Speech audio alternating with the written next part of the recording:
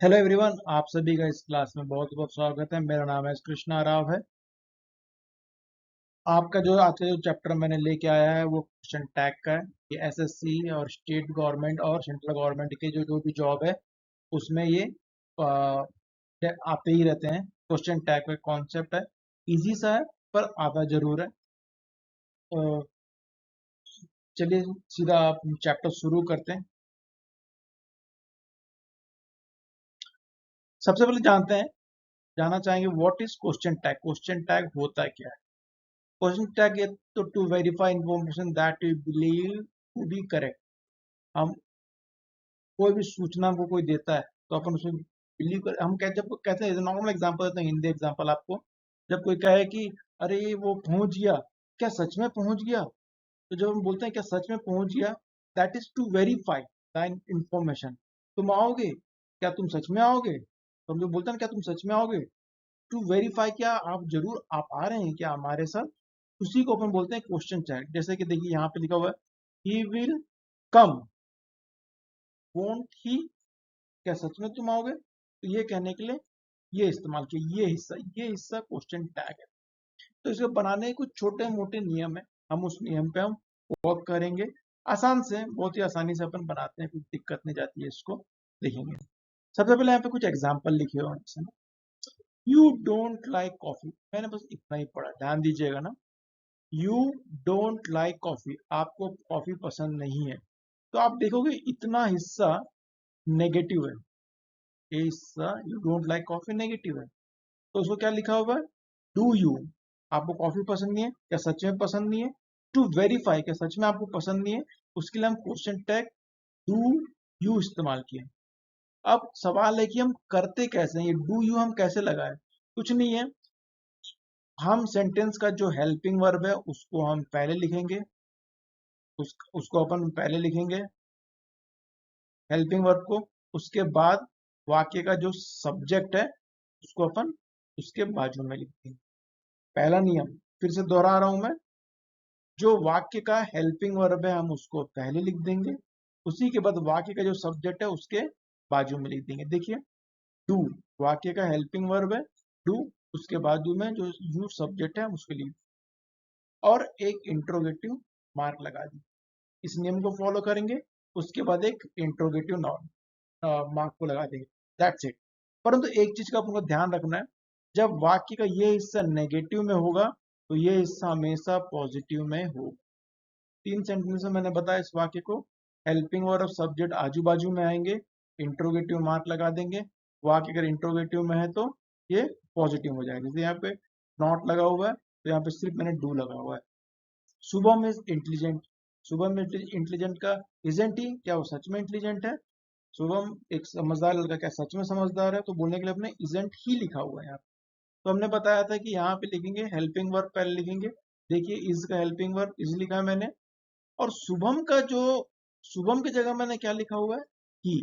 याद रखिएगा यहाँ पे सिर्फ सब्जेक्टिव केस प्रोनाउन ही आएगा हमेशा। यहाँ पे कभी अपन नाउन इस्तेमाल नहीं कर सकते। इंट्रोगेटिव का इंट्रोगेटिव। अगला क्या है, जब ये वाक्य सकारात्मक था तो ये हिस्सा हमने नकारात्मक करा दिया। देखिए isn't, isn't it, isn't is not का कॉन्ट्रैक्शन फॉर्म है ना।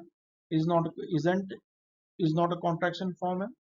सिमिलरली यू लाइक कॉफी, हम जैसे देखेंगे वाक्य सकारात्मक में 100%, ये वाला हिस्सा क्या होगा, नकारात्मक में ही होगा।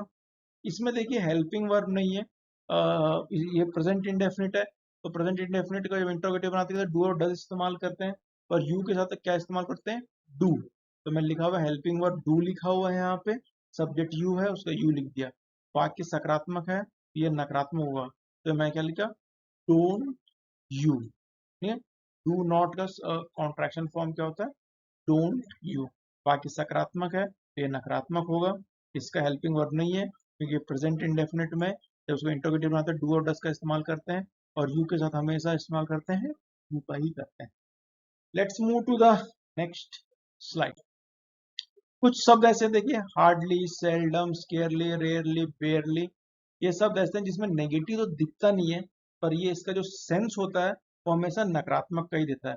हार्डली बड़ी मुश्किल, सेल्डम कभी कभी, स्केर्सली अल्प मात्रा में, रेयरली भी अल्प मात्रा, बेयरली का मतलब होता है बड़ी अल्प मात्रा में।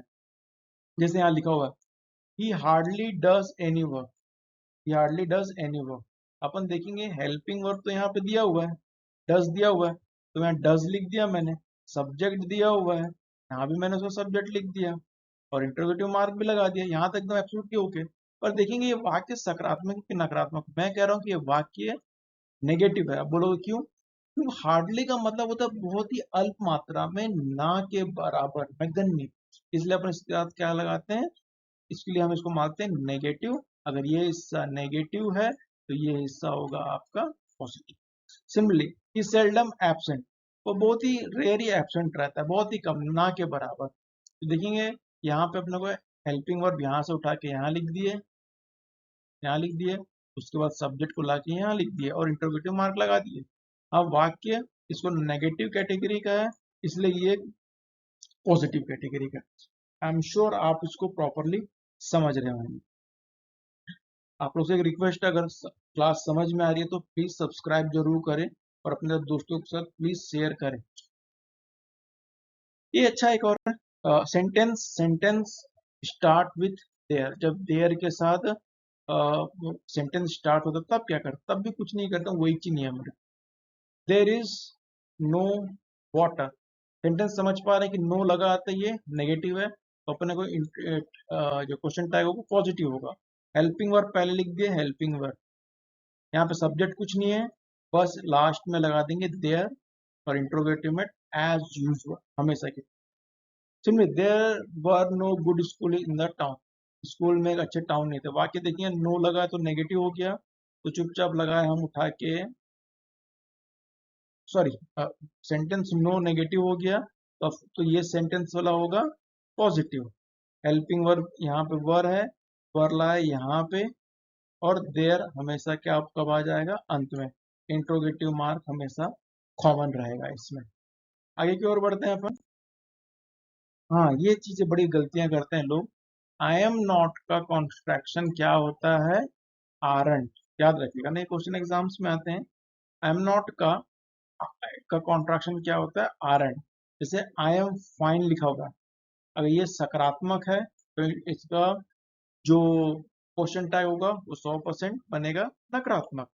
नकारात्मक तो बनेगा, और उसका नियम क्या, पहले हेल्पिंग वर्ब चाहिए। हेल्पिंग वर्ब यहाँ पे एम है, ए एम, ए, तो यहाँ ए एम को उठा के मुझे यहाँ रखना चाहिए, और सब्जेक्ट आई है, आई यहाँ पे है, पर ए एम के जगह पे यहाँ पे क्या आर नॉट लिखा हुआ है।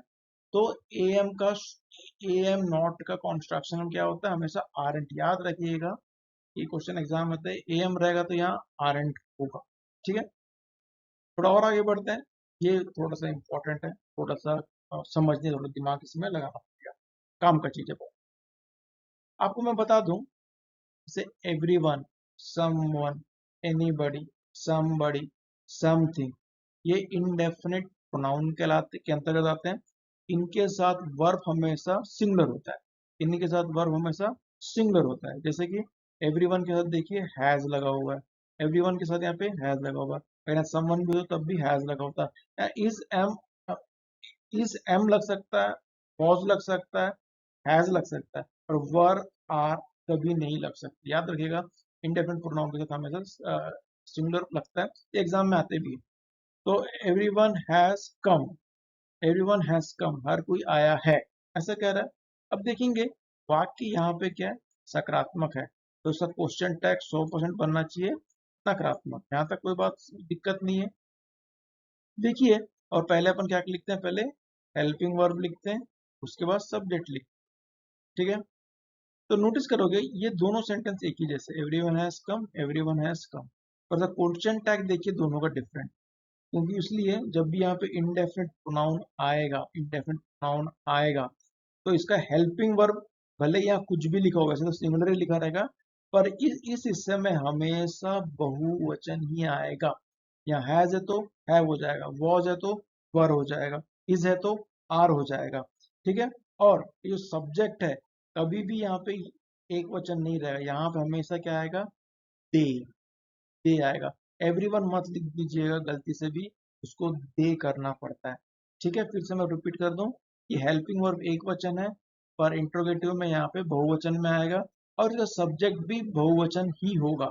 Similarly everyone can speak, can का हो जाएगा कांट, देखिए एवरीवन का हो गया दे, और इंट्रोगेटिव एज यूजुअल सब में लगा। आई होप आपको समझ में आ रहा है। अगर समझ रहे हैं तो प्लीज लाइक शेयर और सब्सक्राइब जरूर कीजिएगा। मैं बड़ी मेहनत से बना रहा हूँ, तो प्लीज शेयर सब्सक्राइब जरूर कीजिएगा। कलेक्टिव नाउन, ये अच्छा कॉन्सेप्ट है यहाँ पे कलेक्टिव नाउन का, बहुत प्यारा सा कॉन्सेप्ट है। The jury has taken its decision, hasn't it. Jury मतलब जो न्यायाधीशों का समूह होता है, उन्होंने निर्णय लिया। और पर देखेंगे जब जूरी, ये कलेक्टिव नाउन के साथ एक वचन हेल्पिंग वर्ब भी लगता है और बहुवचन भी लगता है। जैसे यहाँ पे क्या लिखा हुआ है, हैज लगा हुआ है। द कमिटी, कमिटी भी कलेक्टिव नाउन उसके साथ आर लगा हुआ है। ऑडियंस भी कलेक्टिव नाउन उसके साथ यहाँ हैव लगा हुआ है। अब बोलोगे सर यहाँ एक वचन लगा हुआ है, यहाँ दोनों बहुवचन है, वर्ब क्यों लगा हुआ?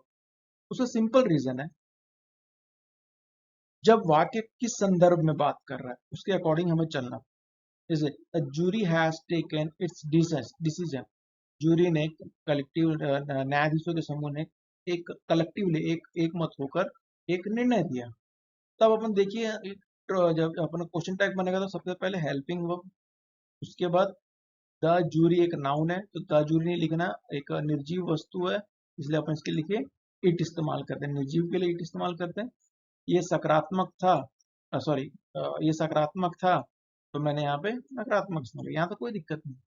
परंतु देखिए यहाँ पे एक लिखा हुआ है the committee are divided in their opinion, तो इसका जब मैं क्वेश्चन टैग बना रहा तो आर का मैंने आर आर लिखा, ठीक है, और कमिटी का मैंने लिखा दे, क्योंकि अब बोलोगे सर यहाँ जूरी का आपने इट लिखा हुआ है और कमिटी का यहाँ पे आपने दे क्यों लिखा है, इसको भी इट कीजिए, क्योंकि यहाँ कह रहे हैं कि इन देयर ओपिनियन, जो कमिटी में 10 सदस्य थे सभी के जो विचार थे वो अलग अलग थे।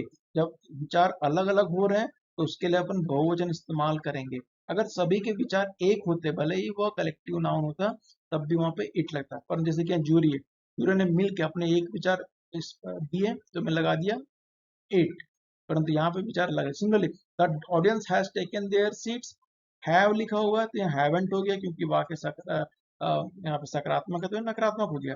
परंतु जब सब्जेक्ट लगा तो ऑडियंस की जगह क्या लिखा मैं, दे, क्योंकि लोगों ने अपना अपना सीट ग्रहण किया, ऐसा लिखा। ठीक है, ये बहुत इंपॉर्टेंट क्वेश्चन कॉन्सेप्ट है। Okay, we are done for today. I hope आप लोग को बहुत अच्छा लगा होगा। अगर अच्छा लगा हो तो प्लीज शेयर लाइक सब्सक्राइब कर दीजिएगा।